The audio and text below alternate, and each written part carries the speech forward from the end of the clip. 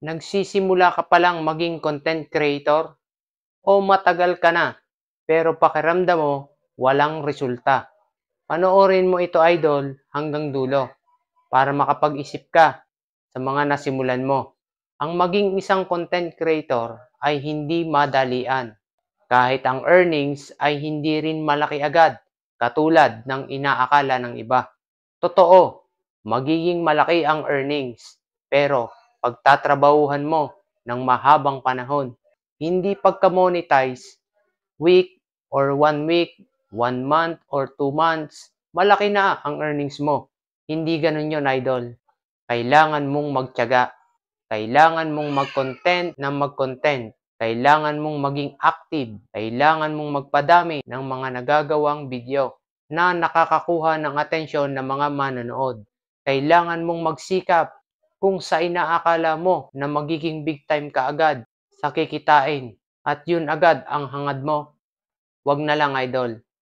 Iba na lang ang pagkaabalahan mo. Hindi para sa'yo ang content creation. Hanap ka na lang ng ibang trabaho. Content creation is not only about money. Wala itong pinagkaiba sa nag-a-apply ka ng trabaho at naging isa ka sa mga empleyado na kung hindi mo ipapakita na sumusunod ka sa patakaran at masipag kang pumasok at magtrabaho, hindi ka bibigyan ng magandang sweldo.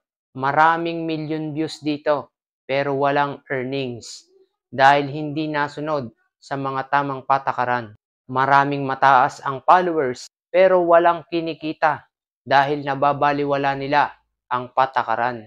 Pero maraming 1,000 views lang may earnings na at nakakaranas na ding sumahod. Kailangan mong maging isang empleyado sa platform na ito. Kailangan mong maging masunurin sa platform. Content ang pinakadahilan kaya ka nag-apply. Dahil ibig sabihin, gusto mong maging trabaho ang paggawa ng content.